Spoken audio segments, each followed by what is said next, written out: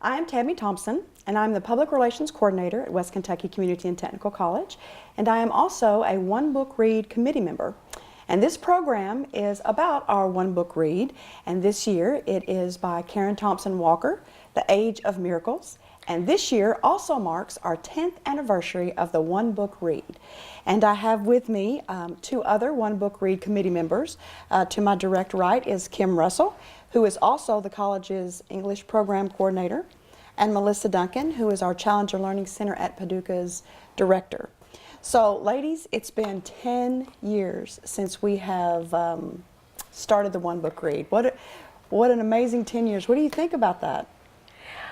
Wow, sometimes, when I think back on all the wonderful books we've had and the authors we've had, it doesn't seem like it's been 10 years, and then you'll remember, oh, we did that and we did this, and yeah, it's gone by really fast. It's gone by really fast, but it's been just really exciting, and everyone just seems to get better and better and better. We learn as we go. We do how to make the process even better. Melissa, what do you think about 10 years? 10 years. I remember still walking into Gail Butler's office. Todd Birdsong had wanted to bring Homer Hickam. And so Gail approached me as the director of the Challenger Learning Center because Homer Hickam wrote October Sky, Rocket Boys. So there was a space connection.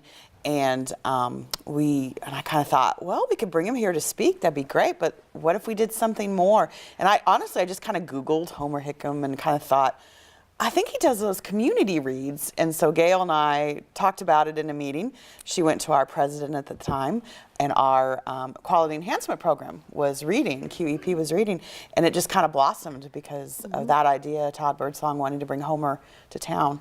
And it seems, in some ways it seems like ages ago, in some ways it seems like yesterday, but I'm not from here, and my friends that aren't here go on and on about the authors that we have at our community college. I think it's quite unique and a great experience that we offer to our students and community staff and faculty. Well, and you mentioned Homer Hickam, he was our first One Book Read, and we've had many that have been, and the next one is Karen Thompson Walker, and she will be here in March.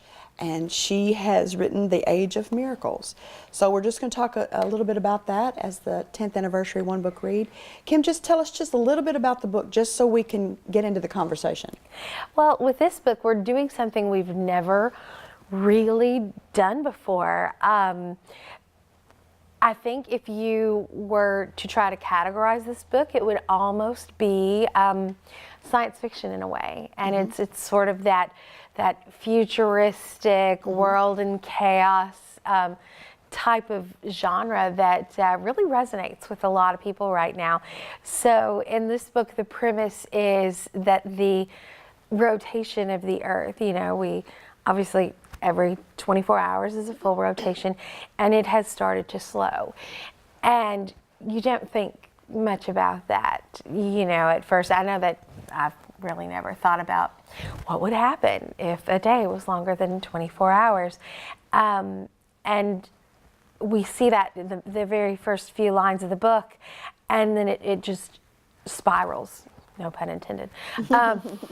But the days become, 30 hours, 60 hours, and how that impacts every aspect of people's lives from then on. And we see it through the eyes of an 11-year-old girl, and how her life changes, and her parents, and her parents' marriage, and her friendships, and people's health, and the food they eat, and what their neighborhoods look like. And so it's just realistic enough that it doesn't seem super far-fetched, but then again, there are some sort of really imaginative, exciting details in that and things as well. that really make you think.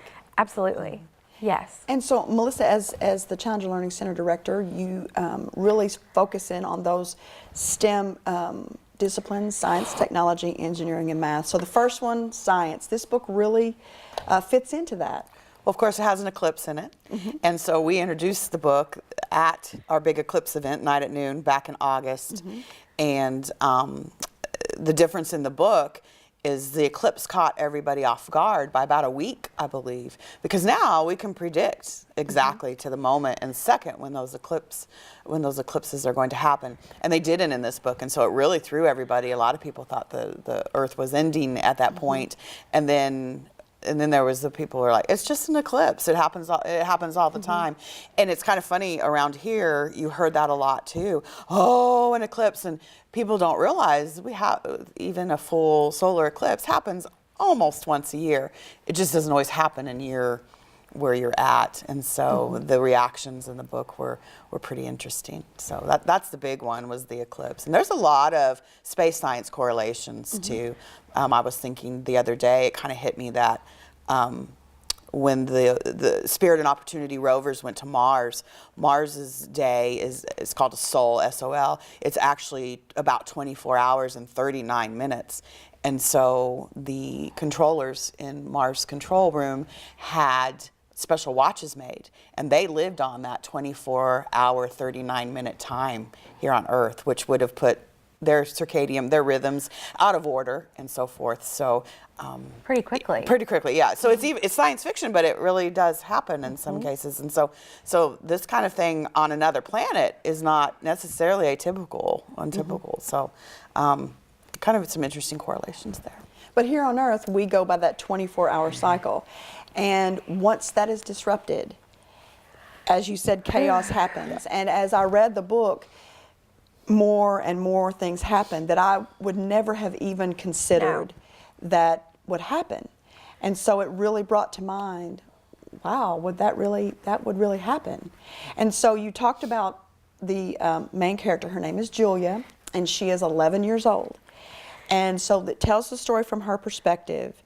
And before it even got into everything that was happening with her, I thought, an 11-year-old little girl. I remember being 11 years old, and drama queen, and everything was just trying to just live and have friends and maneuver between, okay, do I like this boy? Does this boy like me? And all of these things. And so just being 11, she had to deal with just that. And then the slowing happened. You have a 10-year-old little girl.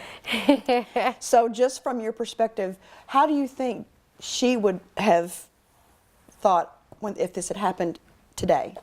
Well, I think it's, for little girls, can be kind of a tumultuous time anyway.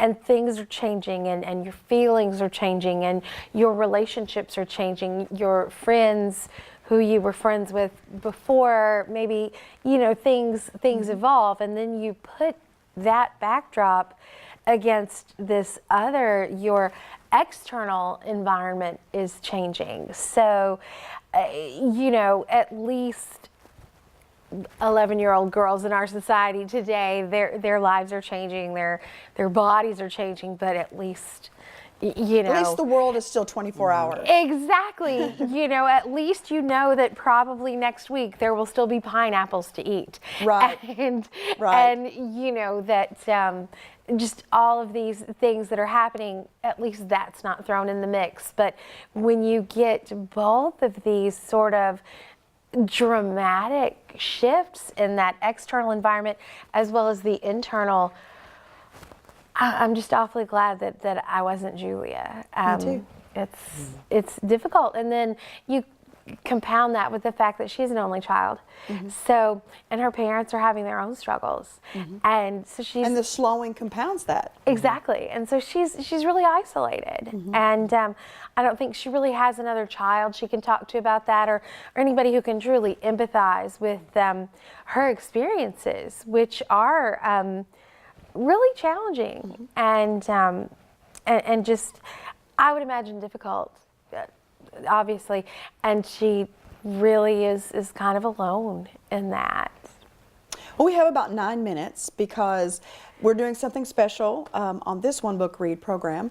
We have 2 guests coming up in the next segment who have been to several of our One Book Reads over the last 10 years, and we're going to be talking with them about their experiences as being a part of this project. So ladies, we don't have as much time as we usually do, but you mentioned having pineapples to eat, and this was a process. Everything was dying. The animals, particularly the birds, the whales, the seasons were all mixed up. The plants. One thing that struck me was that when the grass died, as you normally do, things that you don't have anymore and are taken away, you even forget what they smelled like. So they said one thing is that we've forgotten what real grass smells like. And Julia, that she said hers, you know, I never saw this person again, or I never had that again. And she was really saying that how it was so final. The pineapples you mentioned, one of the things that her mom was hoarding food and supplies. And at first, because you mentioned that struggle, the dad thought that was silly. But as time and the days were stretching on and on and on, everybody started to realize that was a necessity. One of the things that also stuck out to me was the 24-hour period, the days got longer and longer and longer. And so your circadian rhythms were messed up, like you said. So they tried to devise a plan.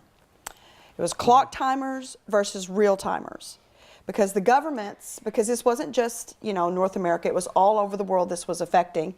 So the government said, all right, we're going to live in a 24-hour period. Doesn't matter if it's day or night. You go to school in the night, you try to sleep during the day, and then so that's how people were living. Then you had people who said, not going to do that. I'm going to live, if it's daytime, I'm outside doing things. If it's nighttime, I'm sleeping. Even if it was 24 hours you had to sleep, or 48 hours you had to stay up. So you can imagine how that started to play with people's minds. But what would you be? If this were to happen today, would you be a real timer or a clock timer? Clock timer, totally. Absolutely. You know, unfortunately, with the way that they, the way that it had to be structured,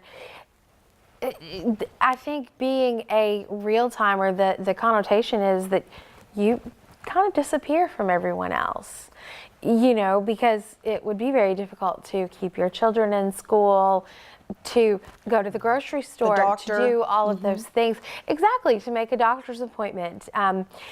There's really no concept of time anymore. So I think the implication of being a real timer is that you're just really not part of the world anymore.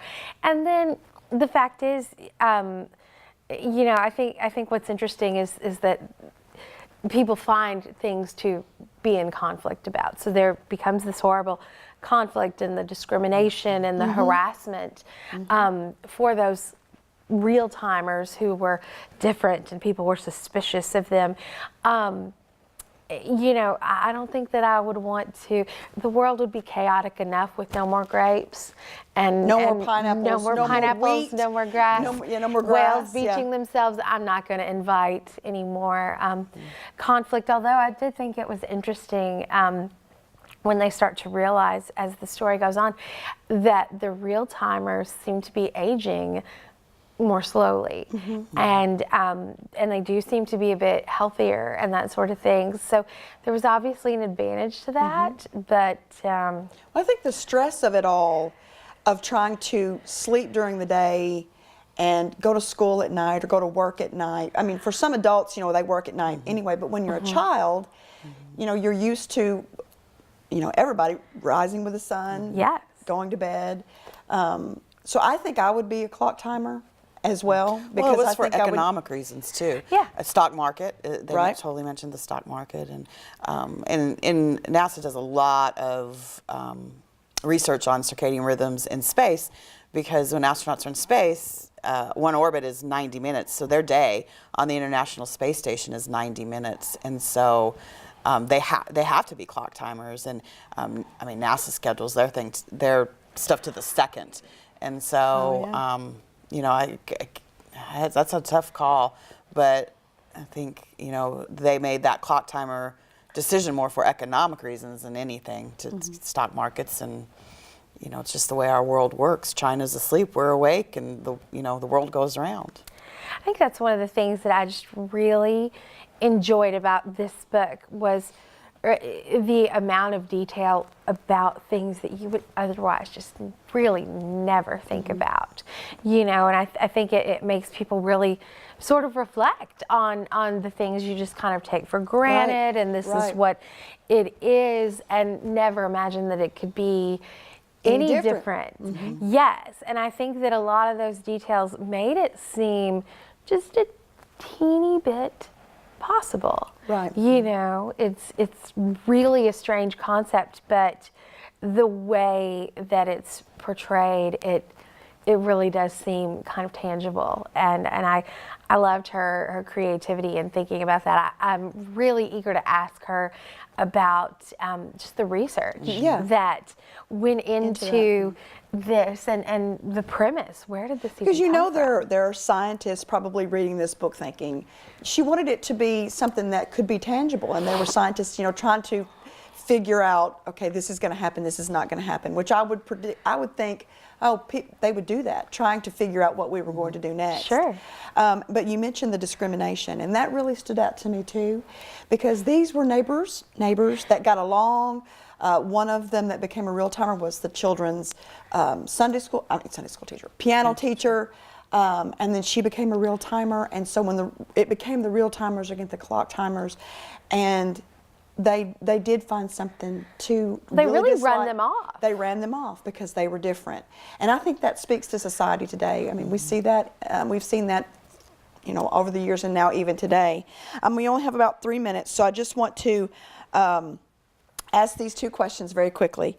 So you said, if you woke up tomorrow and the earth started slowing, and many of these things, you know, we've read this book, and if it happened tomorrow, we could think, oh, is this going to happen? Is this going to happen? Is this going to happen? How do you think you would respond, and what is the first thing you think you would do? Are you looking at me to answer first? Oh my goodness. Well, I do remember being very proud of Julia's mother for thinking to gather up lots of peanut butter. Yeah. I thought, Learn well, from her. that's good. You know, Yeah. that's pretty nutritious, and you know, it'll store well. So I have a feeling that for me personally, rather than focusing on like the big scary type questions and what will we do about this and that, I think I would try to deal with the little things I could control, like let's have lots of peanut butter, you know, and just trying to think about little things I could do to at least feel like I was doing something. And I think that's how her mother was. Yeah, Have a little control. keeping busy. You know, if I keep busy, then I won't have time to sit around and think about all the doomsday and what's coming and now what. Because I think a lot of the fear in the book is the uncertainty. How much longer will the day get? When will this stop? Is, you know, what's happening next? So yeah, I know myself pretty well. Peanut butter.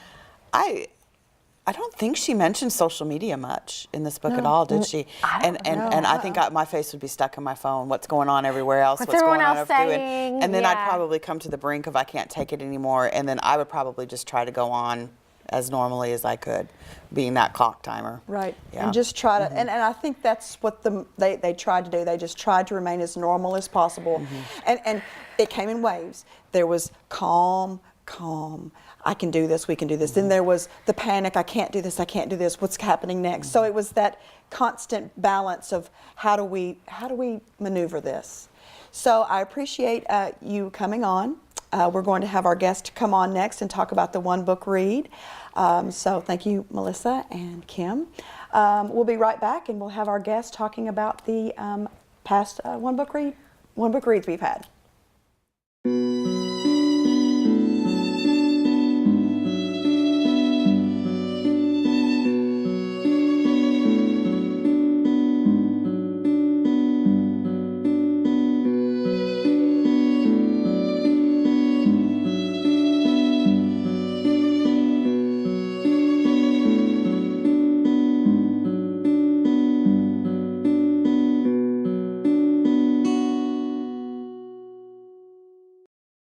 Back to the One Book Read program. Again, we're focusing on The Age of Miracles by Karen Thompson Walker, and the 10th anniversary of our One Book Read program.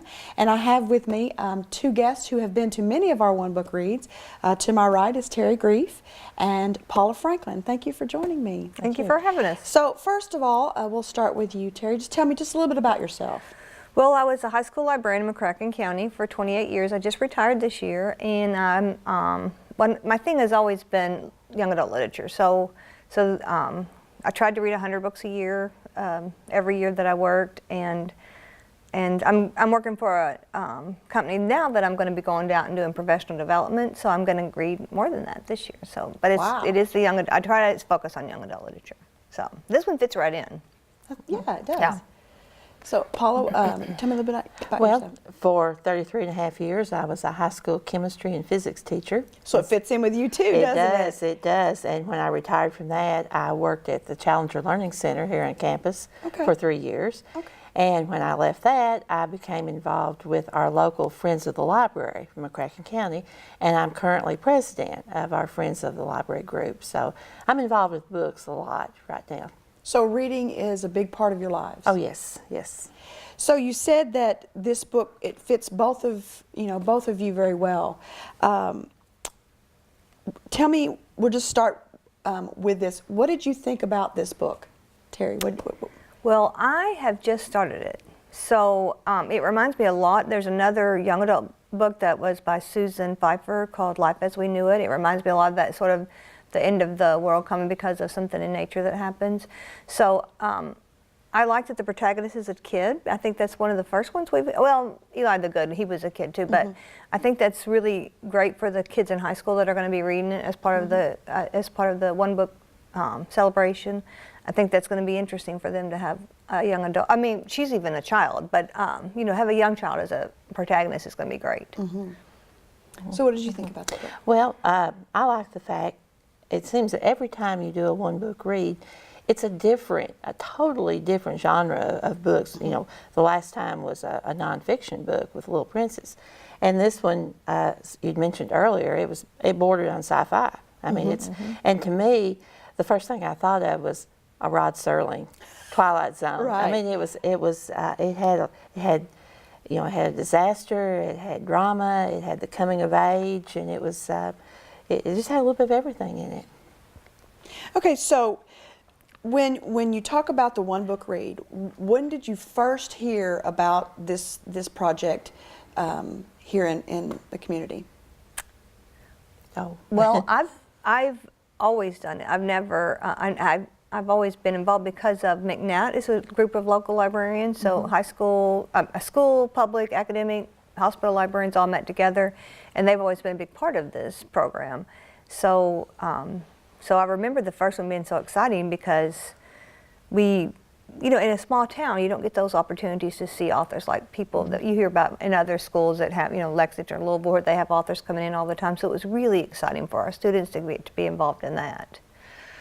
So what did you? I suppose it was through the media, but I remember when I heard that Homer Hickam was going to be here, and I thought, oh, I have to see that. It was so good, and I haven't missed one since then. It's just something I look forward to. So you've been all 10 years.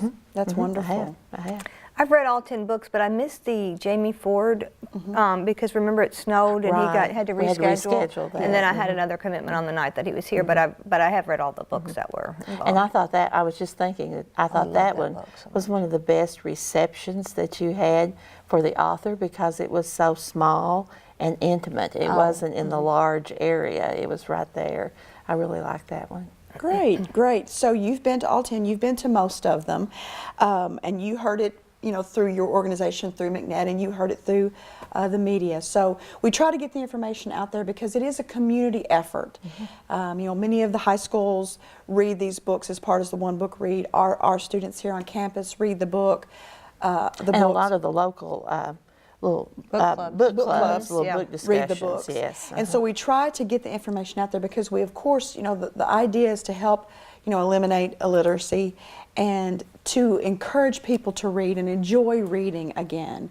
And then to come together and into the atmosphere when the author gets here, which is the culmination of the one book read project, because they choose the book in the fall, and then we do several events leading up to the final event, which is the author's visit. And we try to get people to be here for that and to be able to meet the author and get their book signed and have that experience. We only have a few minutes, so I was wondering, what was your favorite one book read? Your favorite person that you met and the book that you read? What was your favorite one? I think that's like asking what your favorite child is. You really can't say what's your favorite. There's all of them except for one that I didn't love. I liked him, but I didn't love him. But I have loved everybody. I think Connor last year with Little Princes was so. The kids loved that book so much. We had 250 kids read that at McCracken. Silas House has always been one of my favorites. I thought the Orphan Train. She was absolutely fabulous with the kids. I just don't think that they're Homer Hickam. I mean, how awesome was he with the? I just don't think that you've picked a bad one. Really, I think they've all just been really wonderful. Paula? They have. They've all, and I've enjoyed all of them.